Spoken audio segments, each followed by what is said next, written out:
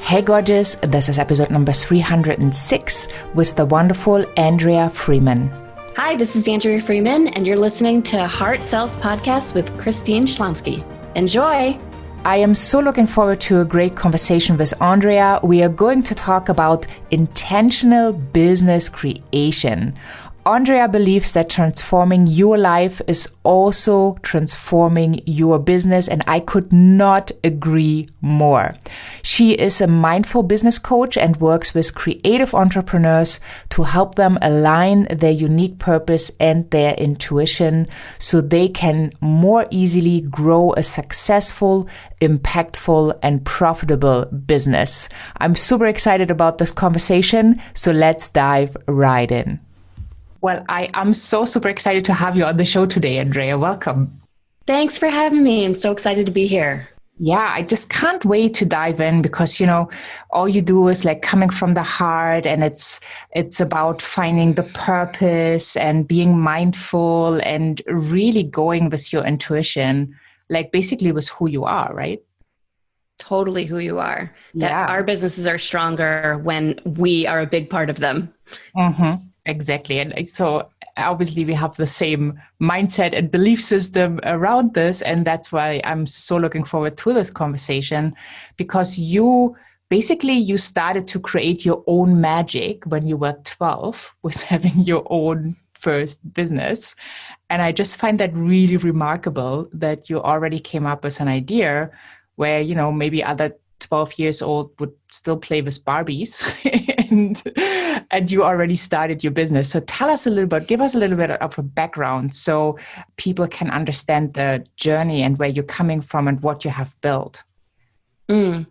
Yeah. So just to speak to that, 12 years old, starting that first business, this was something that was a babysitting training that my Girl Scout leader brought in the Red Cross, and we all got certified. Everyone in the troop got certified, but I just saw it as such an opportunity. And I, called up a neighbor of ours and said, because we didn't have a computer at that time. This is before everybody had a computer in their home, but I knew someone who did. And I said, I need to make some flyers. I have to get the word out. I mean, I don't know why. I just went in that direction. So getting the word out, helping people, being of service, recognizing that I could do something where, quite honestly, I could make a little cash. Like that was always fun to me.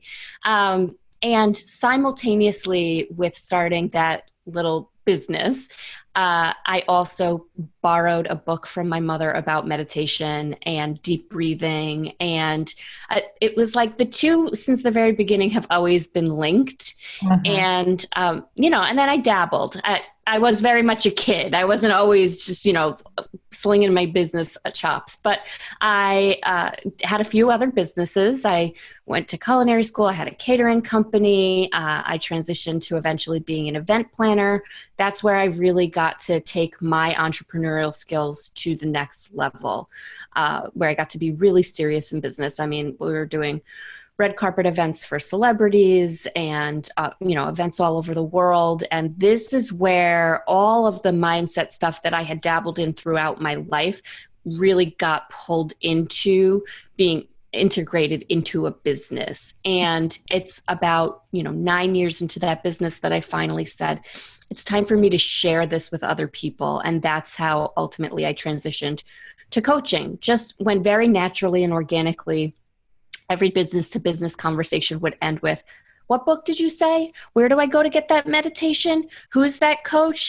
Can you be my coach? Like, so it just happened. Finally, I just started saying yes. Awesome. I just love that. And is it basically the first thing that you ever sold was then babysitting, or did you already sell something before that? I guess the first thing I ever sold would be Girl Scout cookies, because that starts, in 5 years old. Mm-hmm. How did you feel receiving your first yes and money? When you're 5, you're just so you're so open. It's so just the way the world is, right? So my mom would bundle us up. It was usually winter in New York at that time when we were selling them door to door. And we would just go down our block and knock on it. And everybody was waiting for us. That was the exciting thing, is that Oh, so we've cool. been waiting for you to come this year. So it was a very positive experience. And then there's a lot of selling opportunities in that organization. I think it's an incredible organization for, what ultimately leads to entrepreneurship for a lot of women who go through the Girl Scouts. But I started then doing booth sales where we would go set up outside of a grocery store or, some other, like outside of the mall on the weekends. And that was less of a known audience, not so many warm leads, Yeah. basically. And we were just pedaling in front of the store. And that was a really interesting experience. And one of the biggest things that I say that I learned is that no really doesn't mean anything. And, or that I'll be okay. I mean, I guess no means no, but I'll be okay. There'll be another opportunity. Somebody else is going to be really excited. This product is really good. People do really want it, but it's not necessarily for everybody. And so to learn that at such an early age, I think was huge. Yeah. Oh, awesome. Well, I'm happy that you had that opportunity and that you took the lesson in. So I think it really helps people, especially when they go out and they have this passion burning, right? And they want to create their own companies and businesses. And then all of a sudden they realize, well, nobody's knocking at their doors asking them if, they can become their client. They have to go out and do something. They have to be visible. They have to show up and they have to ask for the sale. And so often that's so uncomfortable. Do you have any advice around that? Or have you always been like comfortable with asking for the sale? So, I mean, I think that me taking the lesson from those booth sales is really in hindsight. In the moment as a kid, you're deflated and you go back to your little booth and your leader says, get back out there. So in an essence, I always had a coach, right? Yeah. So I think it's huge. I'm a huge advocate for coaching, and I think that it's amazing when people can work for themselves and have somebody that they can bounce ideas off of and that they can cut through the clutter. Because I think once we get to entrepreneurship in our adult lives, we have made a lot of decisions about what sales is and what sales isn't. And, very often, and I work with a lot of creative service professionals. So very often they're more focused on their craft and the thing they're excited to share with the world. And, often come to the business with like a, I don't like sales mentality. And so we have to get very clear about that sales is part of being in business and really look at all the things, all the decisions, all the conversations that they're having with themselves, all those, past narratives that they've made up based on things that they've experienced, either, the inherited conversations from our parents or experiences that we've had in the past where maybe someone's been pushy and they didn't feel good to be sold in that way. So we kind of throw it all on the table, like right up front, and sift through the ideas. And we really look at what's still serving me and what's just an outdated conversation. What do I not want to take forward, in my business in a soulful way if I'm being very intentional about making my products and services available. And it's a chance to then upgrade our conversations and create new narratives, new ways of operating, new places to come from in our perspective of sharing what we have to offer with the world. Yeah, I love that. And you just said intentional. I would love to talk to you about intentional business creation.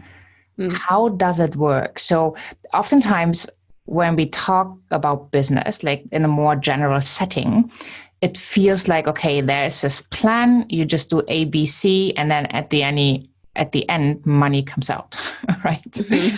And I don't know if you've been there, but I've been there. It's not working. And yeah, there are ways where it works like magic, but discovering them is not always easy. So what can you say about that intentional business building? Yeah, so I think that a lot of the templated methods for do X, Y, and Z, and then you produce this result are really kind of used up. And we're entering this time where I think customers and service providers are more sophisticated than ever, that we really are looking to our businesses to be part of our identity, part of our expression in the world. And as potential customers, we're looking to buy services and goods that represent what our values are and, what we believe in the world. So more than ever, it's really important to go into business with a really clear understanding of who you are, what makes you tick in the world, really your purpose, and then building a business around that. When you build a business around that, quote unquote, why, your business just has such a strong foundation. And it's really then very easy to check back in with who do I need to be in order to make this available in the world? And as a result, what are the right strategies and tactics? Definitely being intentional, being mindful in business isn't just about sitting and meditating and then the business comes in, right? There's still strategies and tactics and methods that you have to implement, but it just helps you not get caught up in everyone else's sales funnels. You then get to tap the experts and the people who can be the most supportive to you, that are the right fit for your business, for your intention and your values. And then you get to do business in a way that's really coming from the heart. Yeah. Yeah, I totally get that. Yeah, let's talk about it. What means hard sells for you? Mm-hmm. Hard sells for me is having a business where I get to express all of me, right? Where I get to be fully myself. I'm not trying to be a particular way in order to be part of my industry. And so I'm doing business in a very authentic way. And everything lines up with that. All of my sales, all of my marketing, all of the conversations that I'm having about making my goods and services available are fulfilling because they're aligned with who I am at my core. Yeah, I just love it. I think it's so important because if your business doesn't bring you fulfillment, then you're in the wrong business, right? Yeah. Well, and I think that it's a trap as an entrepreneur, and especially a new kind of, when you're in that solopreneur stage where you start looking, you're very good at something, you have a passion for something. And then maybe you're not as confident, if this is especially your first business, how to be a business owner. So you start very quickly looking, how does everybody else get the word out? Where do people in my industry advertise? What should I be saying? And very quickly it can lead into being what you think you should be in your business versus who you really are in your business. And I think in that first 3 to 5 years, a lot of business owners get very lost and they end up arriving at a place where they say, where am I in this business? What is a reflection of me? And that's like a real evolution point, and a very unique process for everyone to then get to the place where they can be more self-expressed in their business, more who they are, more confident in what they bring to the table, and that unique perspective that they have to offer to their industry. Mm. I just love that. I think it's so important. If you're not you, then who are you? Right. Right. It's just, trying to play these roles. And I remember like my first sales job, I had all these ideas of how a successful salesperson selling high tickets over the phone should be. Mm. And, I tried to fit my own idea. And I was so serious and I did not have fun in the conversations. Like looking back, I can laugh a lot about myself, but being in the situation, like so being caught and like, I'm asking for such a high ticket. So obviously there's no fun involved. I have to be the serious person. And I left so much out that belonged to me to show up in a way that was professional, so to speak. Mm-hmm. Yeah. Yeah. It's kind of a trap, but it makes sense when we start doing, we have like this beginner's mindset and we're used to integrating information by, looking around and seeing what everybody else is doing. There's a real, self-preservation element to that.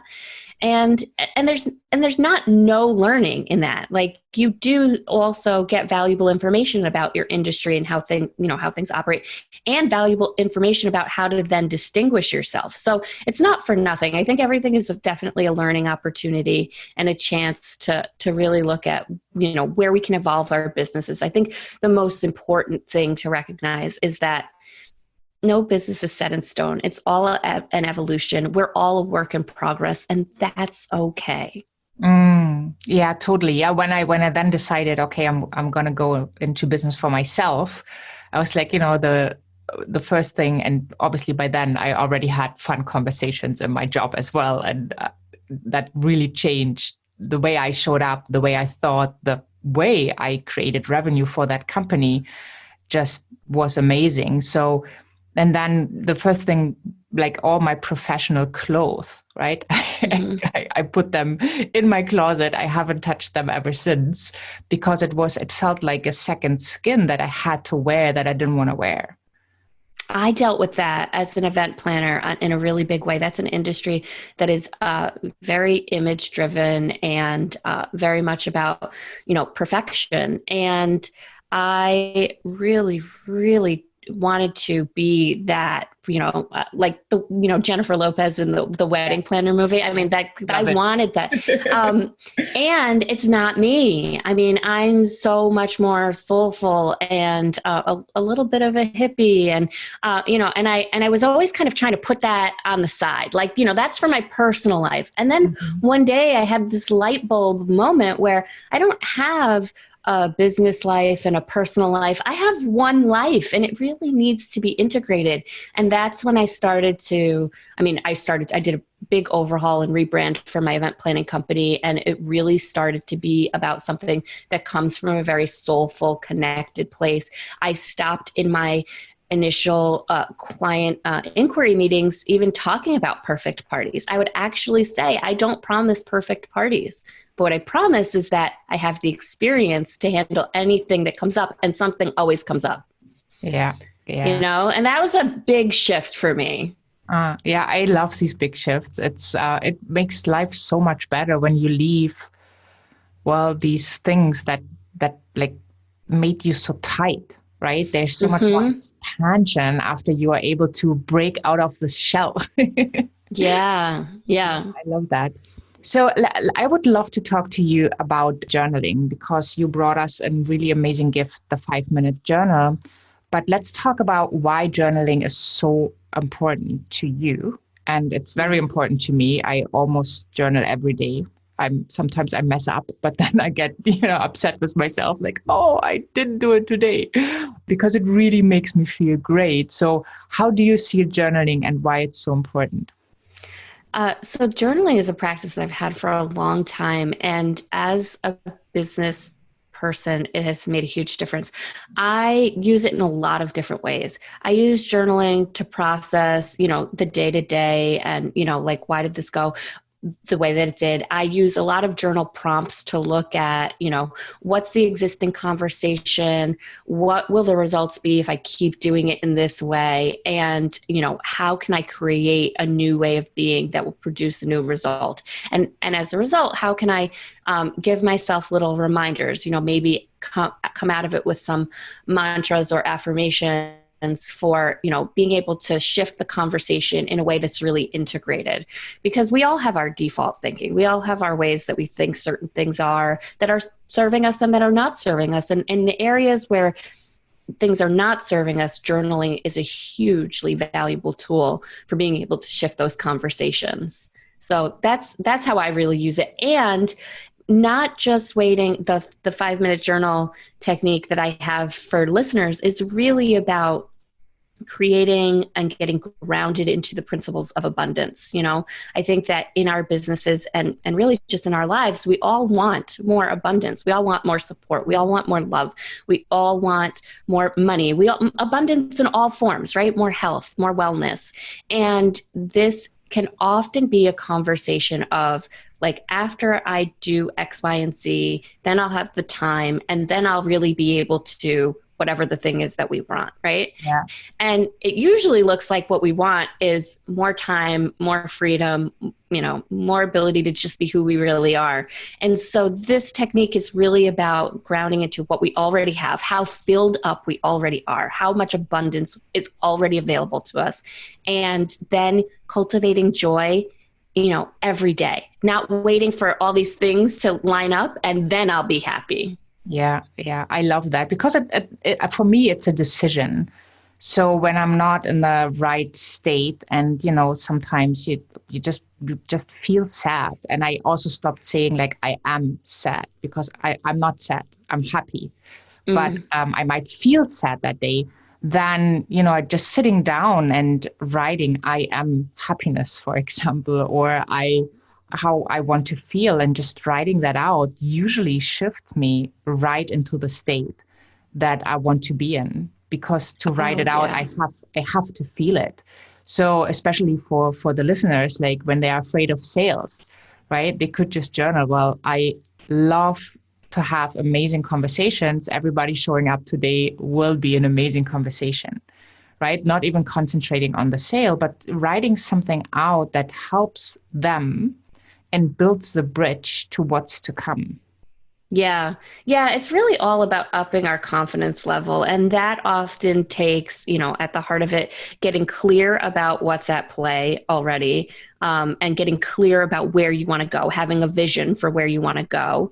And then being able to, develop the skills, like consistently show up, have small wins. And it's as simple as shifting a conversation in a tiny way. Like, yeah, every conversation I have is an amazing opportunity, is a huge shift sometimes. And then consistently showing up and practicing.